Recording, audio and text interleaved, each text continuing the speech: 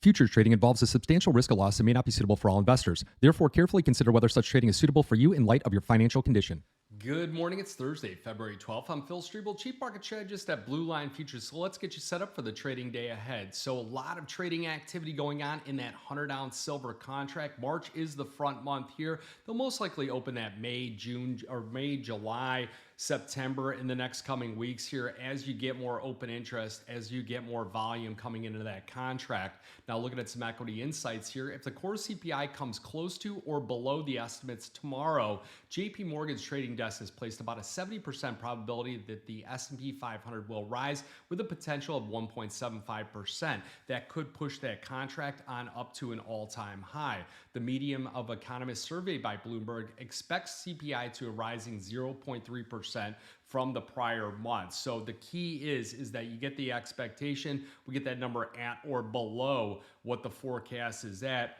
You could see a big pullback in the dollar index. You could also see those 10-year treasury yields slip from about 4.2% back down to the key lows of the range here, right around 4.11%. And the what to watch here is your reaction in the dollar, reaction in yields. You'll get the reaction in the gold market, and then silver could get that tailwind and break out to the upside. Now you got April gold, the lows overnight, 50, 65, 60. The highs of the overnight session here sitting at 51.23 and a half. The key levels to watch is really that pocket resistance. Pull yourself up a daily chart here, look at the gold market, and you'll see that over the last 3-4 trading sessions, we come right up to this about 51.20 on up to about 51.50 before futures pull back from here. That's your pocket zone of resistance. If we can get that breakout over 51.50, and especially on a closing basis where the contract then opens up the next section higher, you could open up the door for a run up to 54.50 and the contract highs at 56.2880. The key level support, more psychological is going to be that 5,000 level. Below that 49.37 and 46.80, that's a January consolidation highs.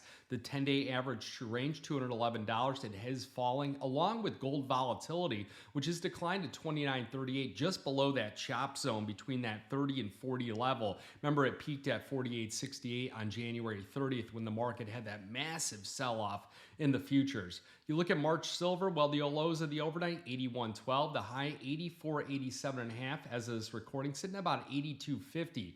The 10-day average range here, $10.36 and falling, but the silver volatility still remains elevated at that 80 level. Now you look at the ETF flows. With the ETFs, they were buying gold, platinum, selling silver, selling palladium.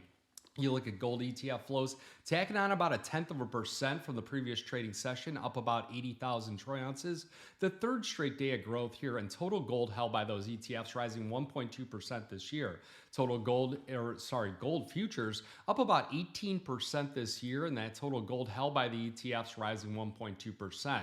Looking at the silver, the ETF flows declining 0.1%, so tacking down about 0.1%. Year to date, those ETF flows down 2.5%, really unable to eclipse the 2025 levels here. And I blame the volatility in that market is really the reason behind it. You got a lot of the money managers trimming those positions, and it's become more of this FOMO, this day trading type of affair, the algorithms coming into the market, which cut their positions by the end of the day. So ETFs, they cut about 537,000 troy ounces of silver from their holdings in the previous session here. The gold-silver ratio rising back up to 61.1.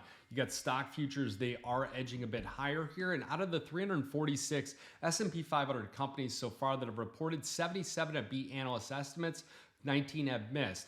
Now, today we will have the existing home sales for January. You will have two Fed speakers, Logan and Mirren, scheduled to speak at events here. And the rate cut expectations, this is really after the payroll data, really sliding here. But the point is that it only shifted out 1 month, and that's where you get this volatility in the market. So Fed Schmidt said that central banks should hold rates at a somewhat restricted level, expressed continued concerns over inflation that it remains too high, while Mirren said that there's a variety of reasons reasons to cut rates. And it's really looking at the payroll data, looking at inflation. Remember, the Fed has a two-pronged policy approach here, and we are seeing that labor data weaken despite yesterday's big jump up here. The revisions from last year paint the picture that that the payroll data is substantially weaker than what was previously forecasted, and CPI expectations should continue to decline. Now you look at the CME's Fed Watch tool, 21.6% pre-employment expectations for that cut in March, dropping down to 5.9%. You go to June, that meeting, it was 77% chance they cut, now only 60. You get the FX, the risk, and the rundown here. You look at the dollar index. You've seen the dollar index just a touch higher, 96.73. Nothing really alarming there. Something to watch is that Japanese yen posting a big lower high here. You got the Swiss franc pushing on up here, 130.71. You get WTI crude oil futures. After you had that news that the second aircraft carrier was sent to the Middle East here, futures remained elevated despite that rise in inventory. So if there's no geopolitical event that occurs, or if there's an agreement with Iran, you'll probably see that futures on crude oil come back down and test that 60 level. That's really the risk to the bull case at the moment here because of the fact that we still have that supply glut that's going on. 10-year Treasury yield sitting at about 4.16%. The VIX futures at 1850. Bitcoin futures coming back just a bit here, but it's been very weak at 67,900. Really opens a door for a potential test of that 62,000 down to 60 if we get broader liquidation occurring. You go over to Europe and Asia, well, European stocks hitting this fresh record high. Asian stocks climbing for a fifth straight day of gains. The MSCI Asia Pacific Index tacking on about 0.9%, and South Korea's Kospi jumping 3.1%, extending its lead as the world's best performing market this year. So if you have any questions on futures or option trading, send an email to info@bluelinefutures.com. And remember, futures option trading does involve risk of loss, may not be suitable to all investors. Good luck, good trading. Futures trading involves a substantial risk of loss and may not be suitable for all investors. Therefore, carefully consider whether such trading is suitable for you in light of your financial condition.